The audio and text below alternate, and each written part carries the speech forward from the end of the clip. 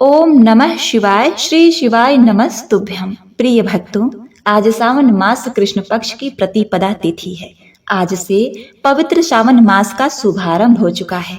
तो आज से आप शिव महापुराण की कथाओं का श्रवण करेंगे। कहा जाता है कि शिव महापुराण सभी पुराणों के माथे का तिलक है। जो मनुष्य सदा भगवान शिव का ध्यान करते हैं, शिव के गुणों की स्तुति करते हैं और शिव कथा सुनते हैं, उनका जीवन सफल हो जाता है। वे मनुष्य शीघ्र ही शिव पद को प्राप्त कर लेते हैं।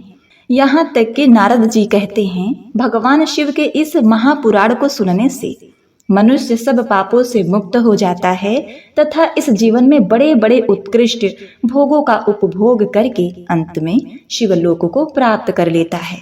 जो शिव जी कैलाशवासी एक लोटे जल एक बेल पत्र मात्र से प्रसन्न हो जाते हैं, उन्होंने देवता दानव संसार की रक्षा के लिए कालकूट नामक विनाशकारी विष को पीकर कंठ में रोक लिया और नीलकंठ कहलाए। नाग त्रिशूल डमरू बाघंबर रुद्राक्ष की माला चंद्रमा गंगा को धारण करते हैं।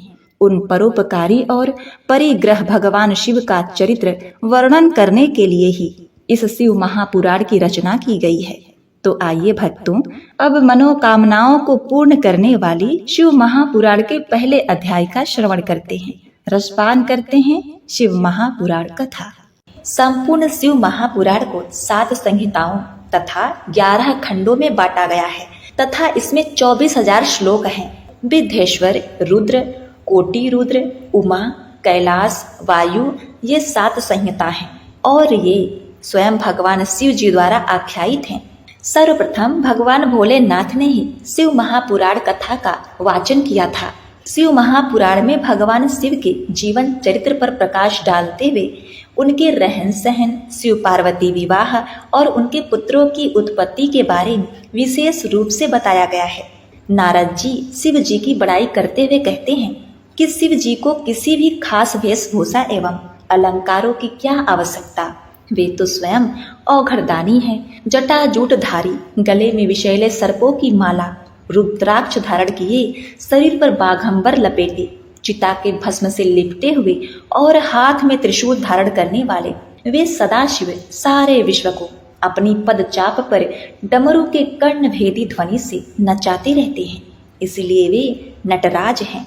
नीलकंठ खुद विष पीकर संसार तथा समस्त देवताओं को भव सागर से पार लगाने वाले शिव जी को कोटि कोटि प्रणाम है। शिव जी की जटाएं अंतरिक्ष का प्रतीक हैं। घने बादलों से काली और उलझी लटाओं में चंद्रमा विराजमान है।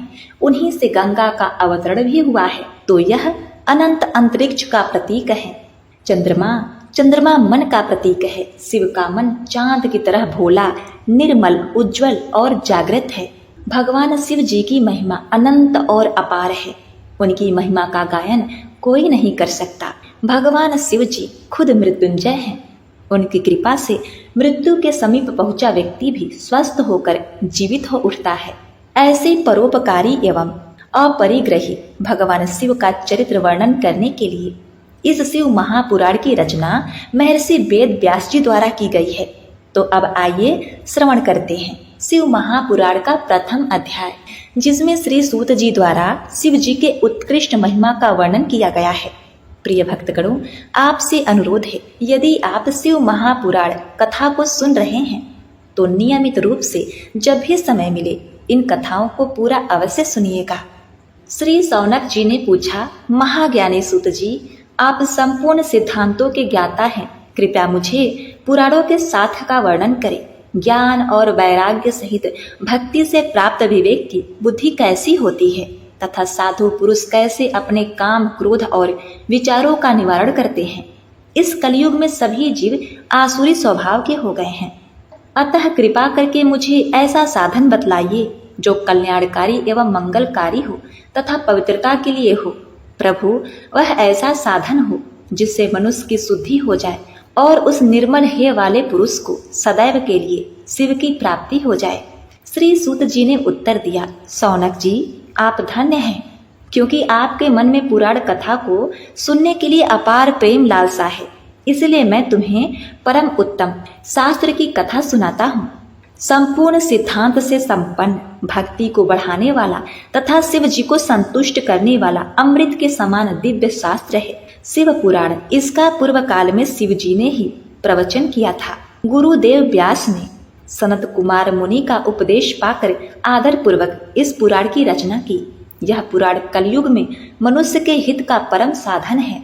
शिव महापुराण परम उत्तम शास्त्र है। यह पृथ्वी लोक में सभी मनुष्यों को भगवान शिव के विशाल स्वरूप को समझाना चाहिए। यह मनोवांछित फलों को देने वाला है। इससे मनुष्य निष्पाप हो जाता है तथा इस लोक में सभी सुखों का भोग करके अंत में शिव लोक को प्राप्त करता है। शिव महापुराण में 24,000 श्लोक है, जिसमें 7 संहिताएं हैं। शिव महापुराण परम ब्रह्म परमात्मा के समान गति प्रदान करने वाला है। मनुष्य को पूरी भक्ति एवं संयम पूर्वक इसे सुनना चाहिए। जब मनुष्य प्रेम पूर्वक इसका पठन करता है, वह निसंदेह पुण्य आत्मा है। भगवान शिव उस विद्वान पुरुष पर प्रसन्न होकर उसे अपना धाम प्रदान करते हैं।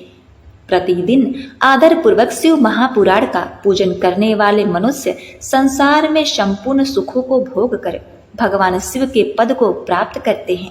वे सदा सुखी रहते हैं। शिव पुराण में भगवान जी का सर्वस्व है। इस लोगों को परलोक में सुख की प्राप्ति के लिए आदर पूर्वक इसका सेवन करना चाहिए। यहाँ निर्मल शिव पुराण धर्म, अर्थ, काम और मोक्ष रूप चारों पुरुषों को देने वाला है। अतः सदा प्रेम पूर्वक इसे सुनना एवं पढ़ना चाहिए।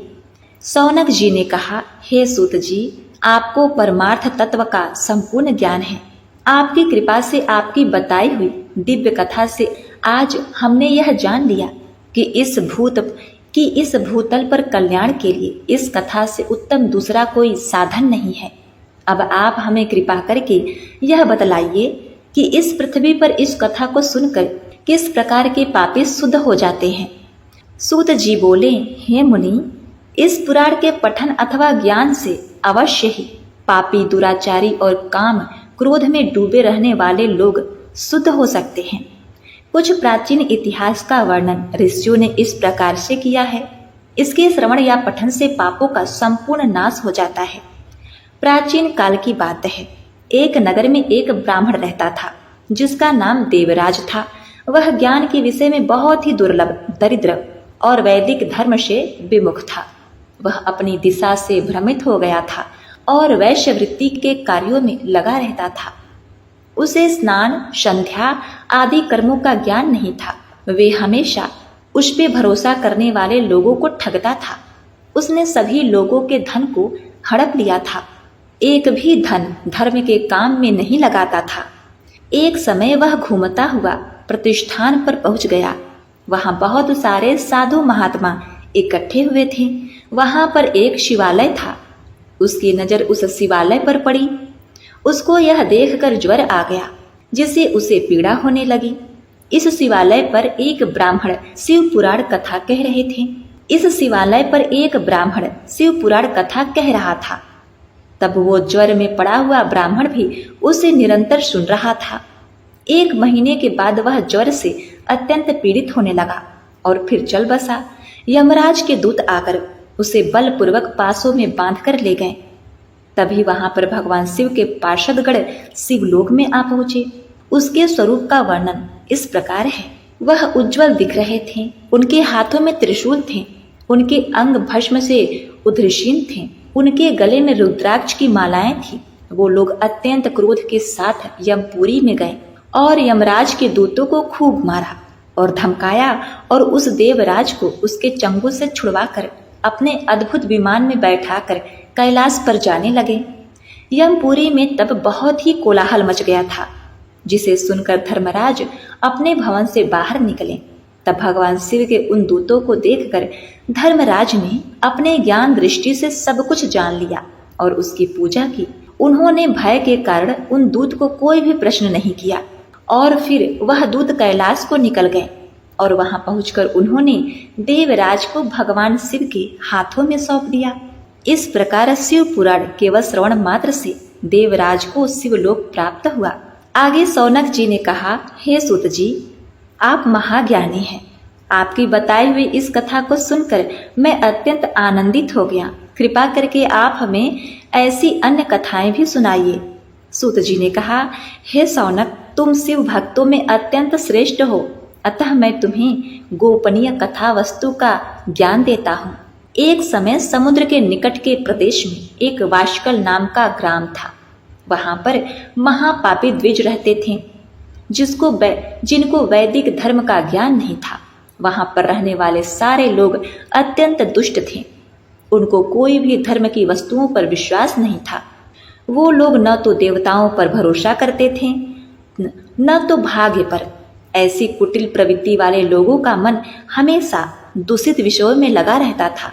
वे लोग अपने पास अत्यंत भयानक अस्त्र शस्त्र रखते थे। इन लोगों को ज्ञान, वैराग्य और सधर्म का कोई भी ज्ञान नहीं था।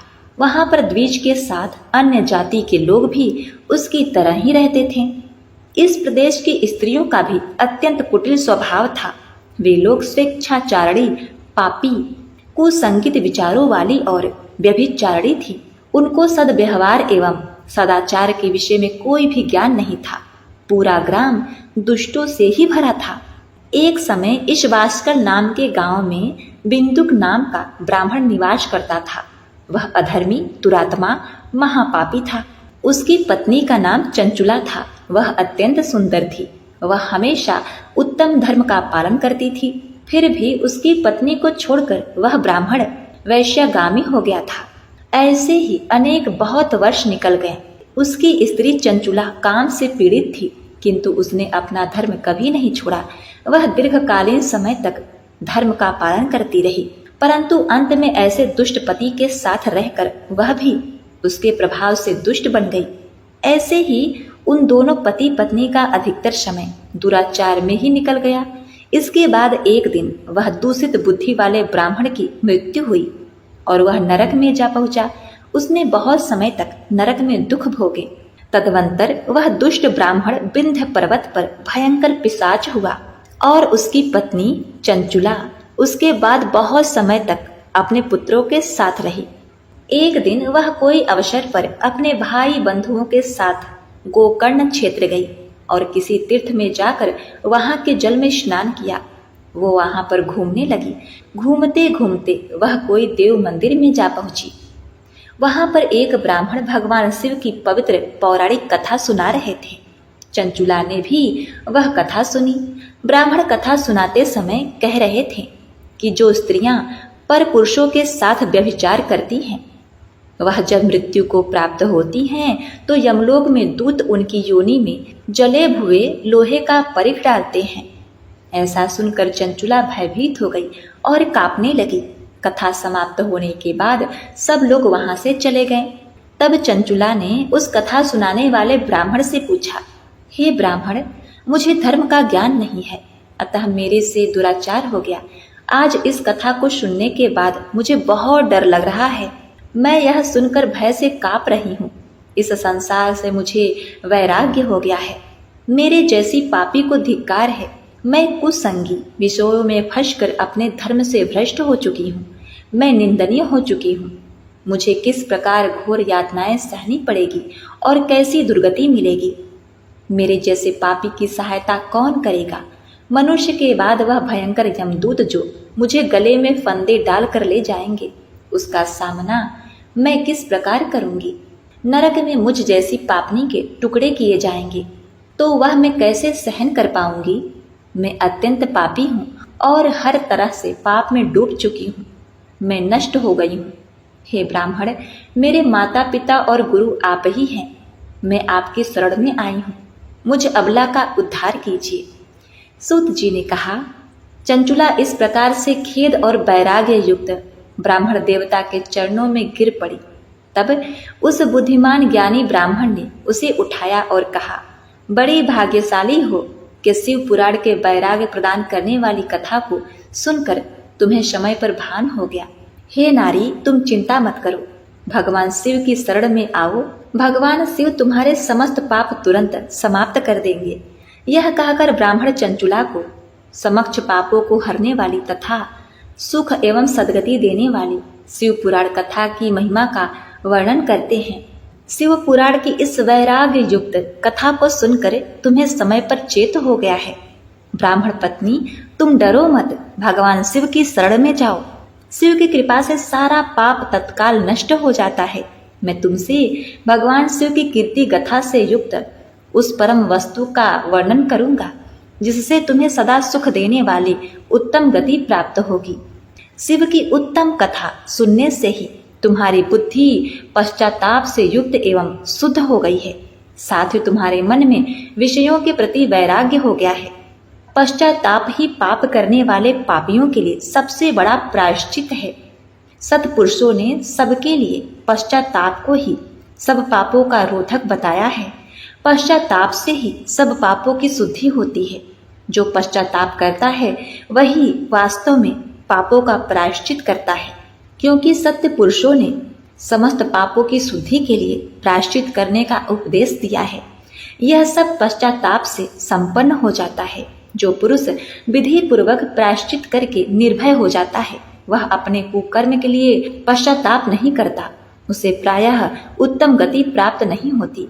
किंतु जिसे अपने कुकृत्य पर हार्दिक पश्चाताप होता है वह अवश्य उत्तम गति का भागी होता है, उसमें संशय नहीं है। इस शिव महापुराण की कथा सुनने से जैसे चित्त की शुद्धि होती है वैसे दूसरे उपायों से नहीं होती। जैसे दर्पण साफ करने पर निर्मल हो जाता है, उसी प्रकार इस शिव पुराण की कथा से चित्त अत्यंत शुद्ध हो जाता है, इसमें संशय नहीं है। मनुष्य के शुद्ध चित्त में जगदम्बा पार्वती सहित भगवान शिव जी विराजमान रहते हैं। इससे वह विशुद्ध आत्मा पुरुष श्री सांब सदा शिव के पद को प्राप्त होता है। इस उत्तम कथा का श्रवण समस्त मनुष्यों के लिए कल्याण का बीज है। अतः यथोचित मार्ग से इसकी आराधना तथा सेवा करनी चाहिए। यह भव बंधन रूपी रोग का नाश करने वाली है।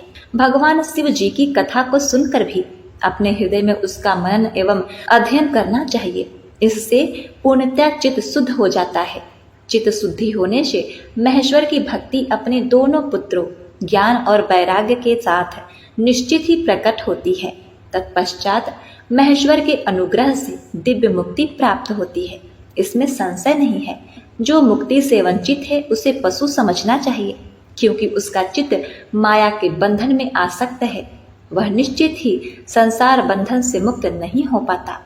ब्राह्मण पत्नी, इसीलिए तुम विषयों से मन को हटा लो और भक्ति भाव से इस भगवान शंकर की पावन कथा को सुनो। परम ब्रह्मा शंकर की इस कथा को सुनने से तुम्हारे चित्त की शुद्धि होगी और इससे तुम्हें मोक्ष की प्राप्ति होगी। जो निर्मल चित्त से भगवान शिव के चरणा बिंदु का चिंतन करता है उनकी एक ही जन्म में मुक्ति हो जाती है। यह मैं तुमसे सत्य कहता हूँ। अब सूत जी कहते हैं, सौनक, इतना कहकर वह श्रेष्ठ शिव भक्त ब्राह्मण चुप हो गए। उनका हृदय करुणा से आर्द्र हो गया था। वे शुद्ध चित्त महात्मा भगवान शिव के ध्यान में मग्न हो गए। उनके बाद विंदु की पत्नी चंचुला मन ही मन प्रसन्न हो उठी। ब्राह्मण का उक्त उपदेश सुनकर उसके नेत्रों में आनंद के आंसू छलक आए थे।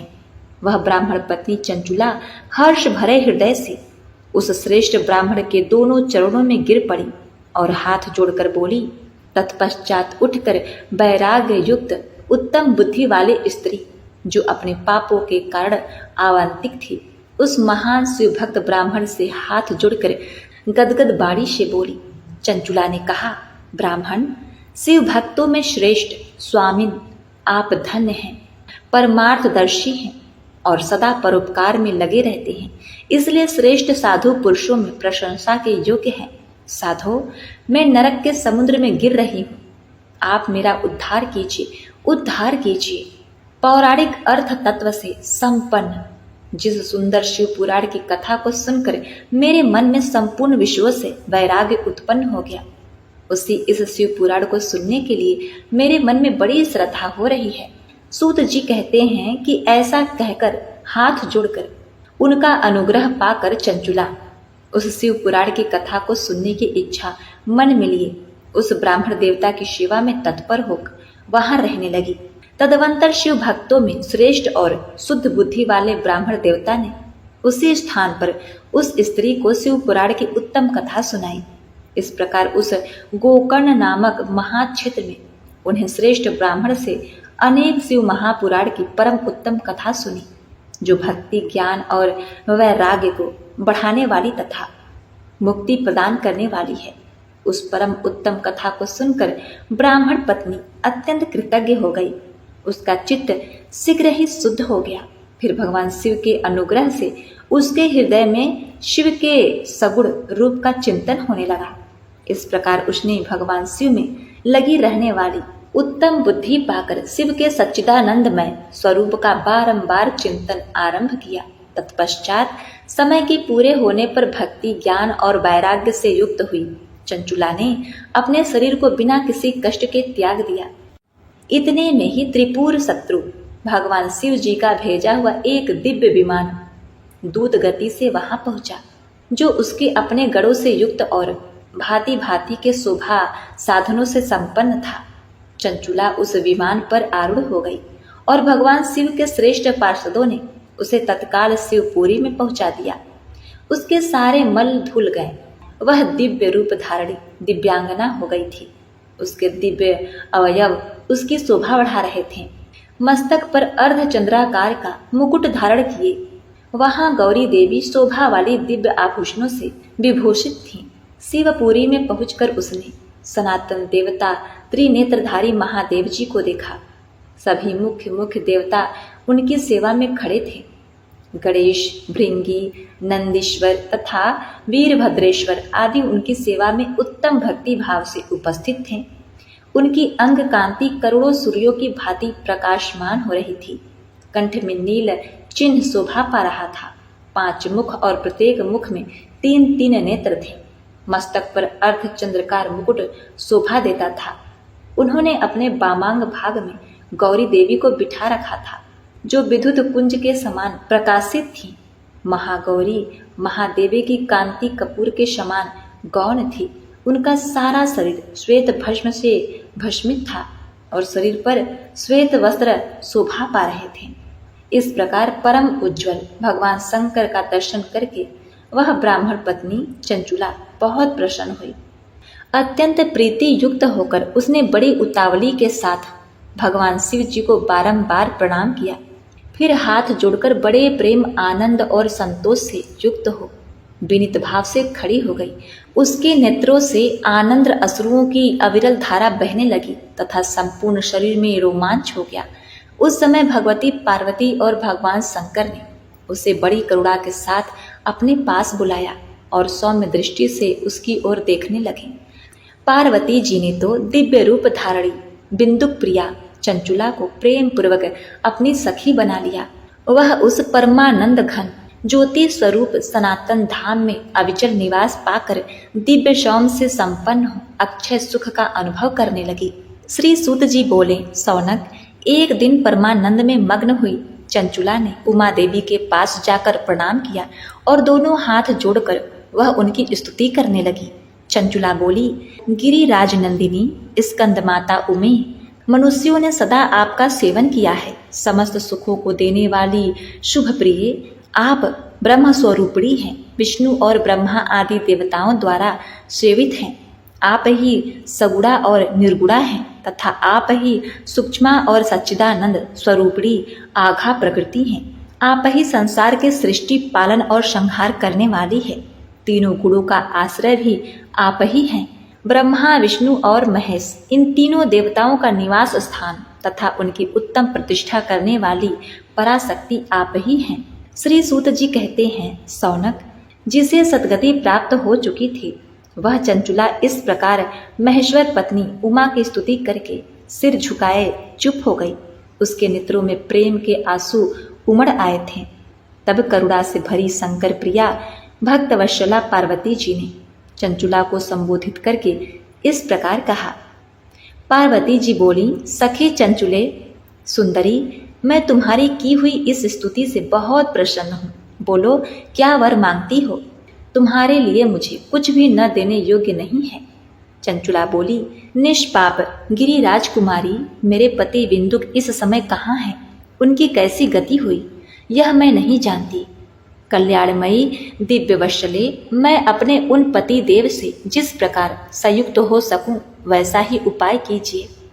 महेश्वरी महादेवी, मेरे पति एक शूद्र जाति वेश्या के प्रति आसक्त थे और पाप में ही डूबे रहते थे। उनकी मौत मुझसे पहले ही हो गई थी, न जाने वे किस गति को प्राप्त हुए। गिरिराज बोली, बेटी, तुम्हारा विंदुक नामक पति बड़ा पापी था। उसका अंतकरण बहुत ही दूषित था। वेश्या का उपभोग करने वाला वह महामूढ़ मरने के बाद नरक में पड़ा अगणित वर्षों तक नरक में नाना प्रकार के दुख भोग कर वह पापात्मा अपने शेष पाप को भोगने के लिए विंध्य पर्वत पर पिशाच बन के बैठा है। इस समय वह पिशाच अवस्था में ही है और नाना प्रकार के क्लेश उठा रहा है। वह दुष्ट वही वायु पीकर रहता और वही सदा सब प्रकार के कष्ट सहता है। सूत जी कहते हैं, सौनक, गौरी देवी की यह बात सुनकर उत्तम व्रत का पालन करने वाली चंचुला पति के महान दुख से दुखी हो गई। फिर मन को स्थिर करके उस ब्राह्मण पत्नी ने व्यथित हृदय से महेश्वरी को प्रणाम करके पुनः पूछा। चंचुला बोली, महेश्वरी महादेवी, मुझ पर कृपा कीजिए और दूषित कर्म करने वाले मेरे उस दुष्ट पति का अब उद्धार कर दीजिए। देवी, कुसंगति बुद्धि वाले मेरे उस पापात्मा पति को किस उपाय से उत्तम गति प्राप्त हो सके, यह शीघ्र बताइए। आपको नमस्कार है। पार्वती जी ने कहा, तुम्हारा पति अगर शिव पुराण की पुण्यमयी उत्तम कथा सुने तो सारी दुर्गति को पार करके उत्तम गति का भागी हो सकता है। अमृत के समान मधुर अक्षरों से युक्त गौरी देवी का यह वचन आदर पूर्वक सुनकर चंचुला ने हाथ जोड़कर मस्तक झुकाकर उन्हें बारंबार प्रणाम किया और अपने पति के समस्त पापों की शुद्धि तथा उत्तम गति के प्राप्ति के लिए पार्वती देवी से यह प्रार्थना की कि मेरे पति को शिव महापुराण सुनाने की व्यवस्था होनी चाहिए। उस ब्राह्मण पत्नी के बारंबार प्रार्थना करने पर शिव प्रिया गौरी देवी को बड़ी दया आ गई। उन भक्तवत्सला महेश्वरी गिरिराज कुमारी ने भगवान शिव की उत्तम कीर्ति का गान करने वाले गंधर्वराज तंबरू को बुलाकर उनसे प्रसन्नता पूर्वक इस प्रकार कहा, तंबुरो, तुम्हारी भगवान शिव में प्रीति है। तुम मेरे मन की बातों को जानकर मेरे अभीष्ट कार्य को सिद्ध करने वाले हो, इसीलिए मैं तुमसे एक बात कहती हूँ, तुम्हारा कल्याण हो। तुम मेरी इस सखी के साथ शीघ्र ही विंध्य पर्वत पर जाओ। वहाँ एक महाघनघोर और भयंकर पिशाच रहता है। उसका वृत्तांत तुम आरंभ से ही सुनो। मैं तुमसे प्रसन्नता पूर्वक सब कुछ बताती हूँ। पूर्व जन्म में वह पिशाच बिंदुक नामक ब्राह्मण था और वह मेरी इस सखी चंचुला का पति था, परंतु वह दुष्ट वैश्यागामी हो गया। स्नान ध्यान आदि नित्य कर्म छोड़कर अपवित्र रहने वाला क्रोध के कारण उसकी बुद्धि पर मूढ़ता छा गई थी।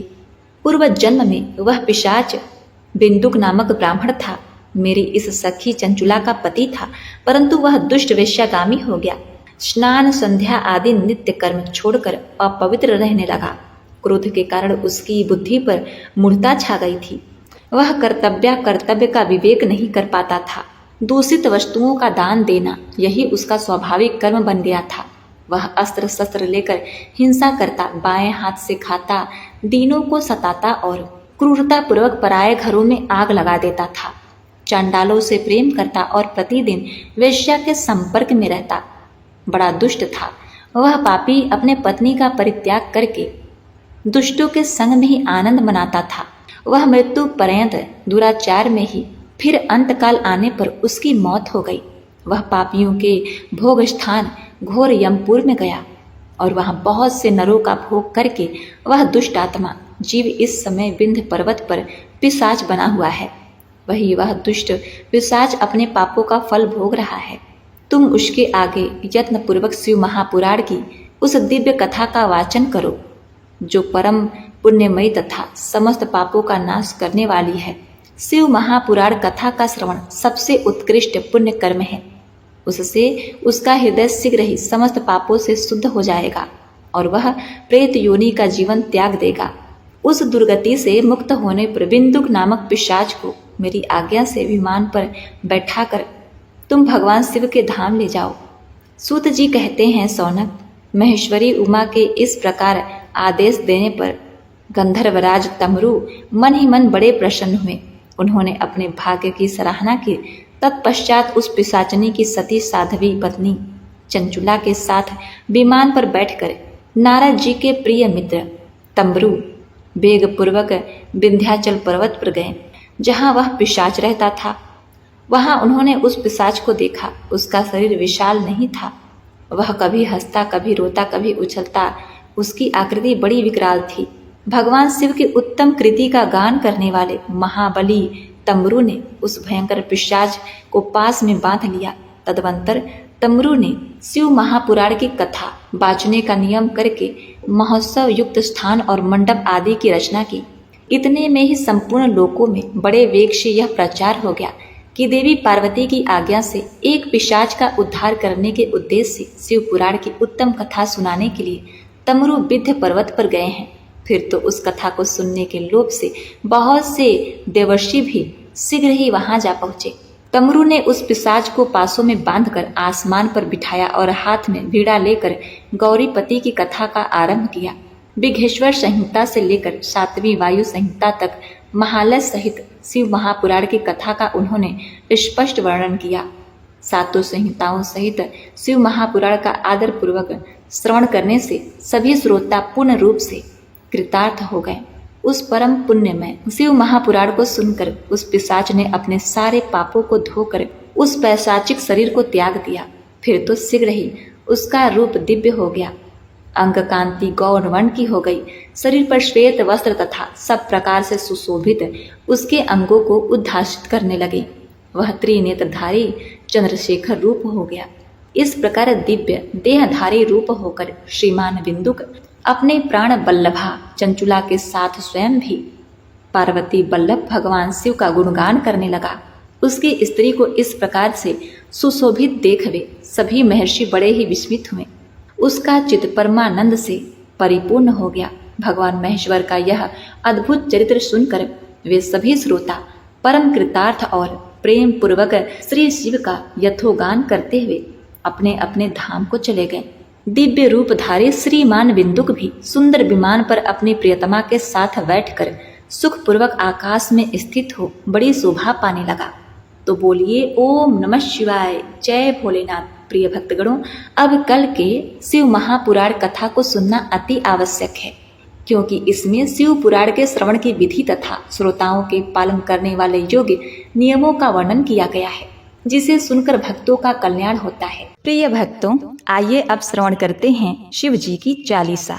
जय गणेश गिरिजा सुवन मंगल मूल सुजान, कहत अयोध्या दास तुम देहु अभय वरदान। जय गिरिजापति दीन दयाला, सदा करत संतन प्रतिपाला। भाल चंद्रमा सोहत नीके, कानन कुंडल नाग फनीके। अंग गौर सिर गंग बहाए, मुंड माल तन छार लगाए।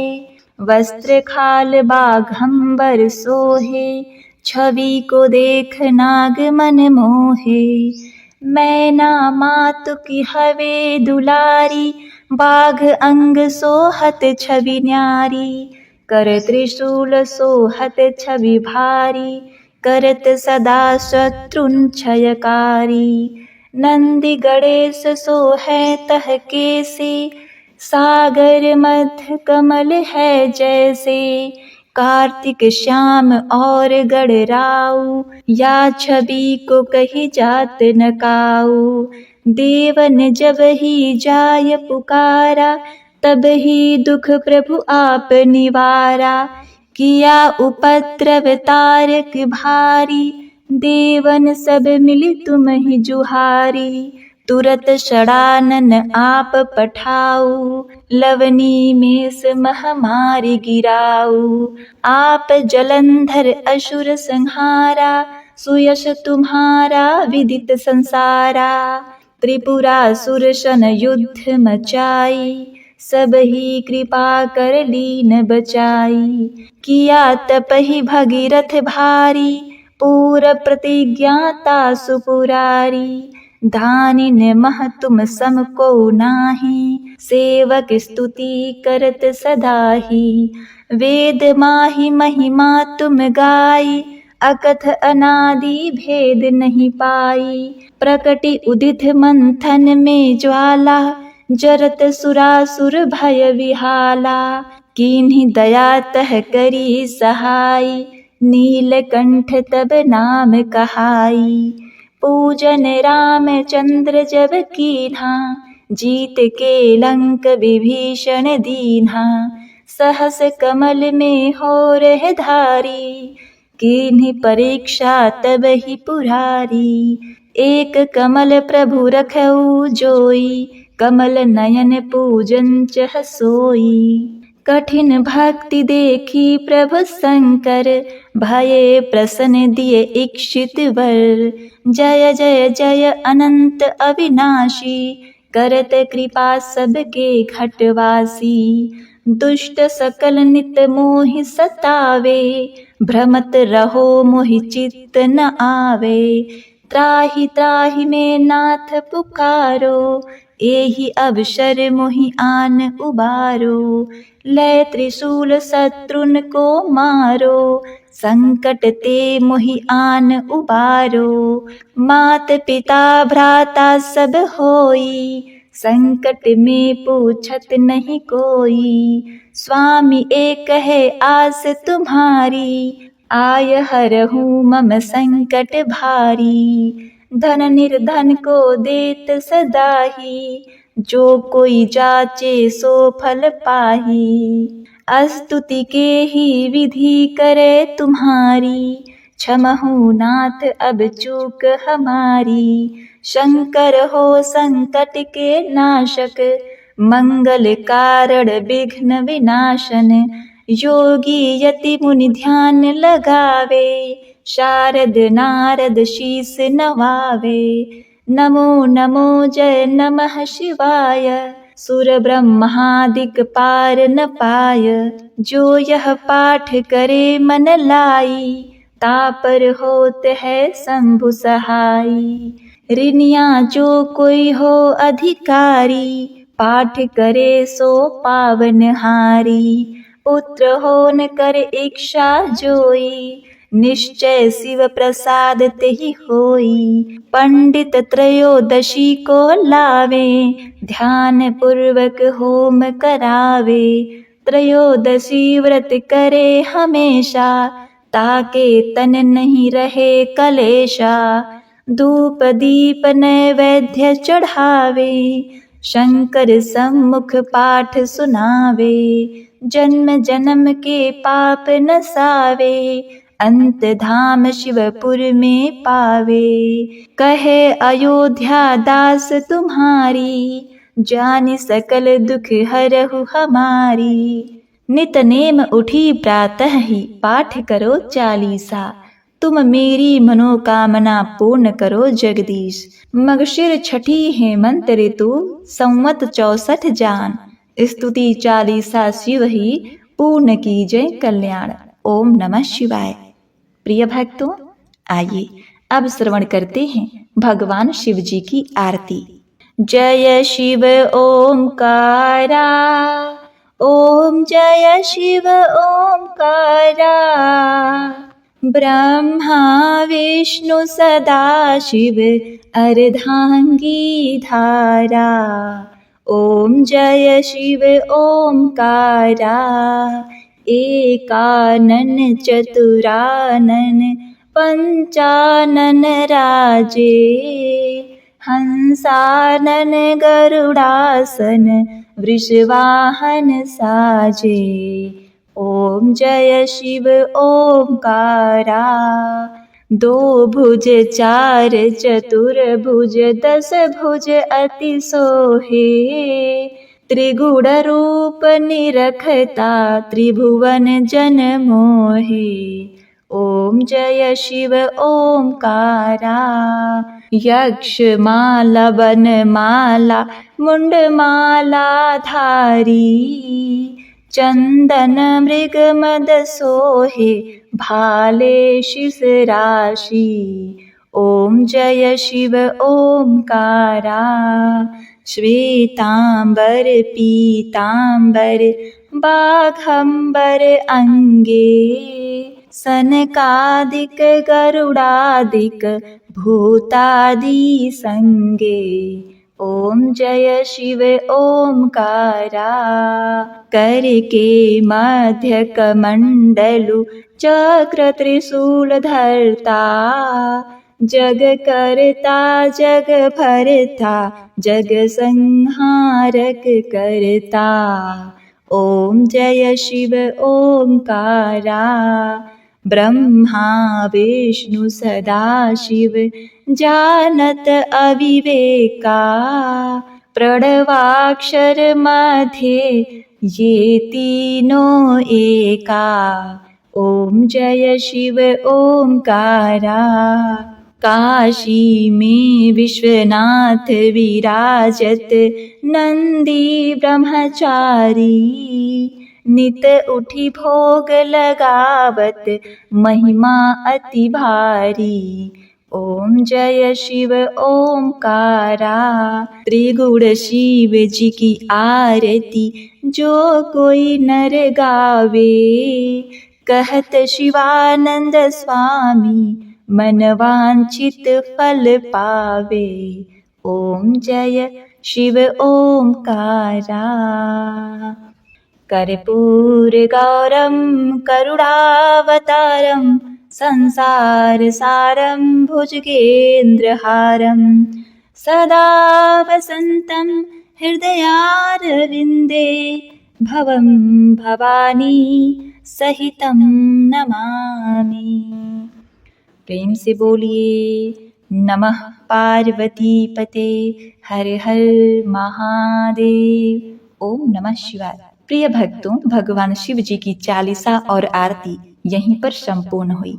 यदि आपको हमारी वीडियो अच्छी लगी है तो आप चैनल को सब्सक्राइब करके वीडियो को लाइक शेयर अवश्य करिए।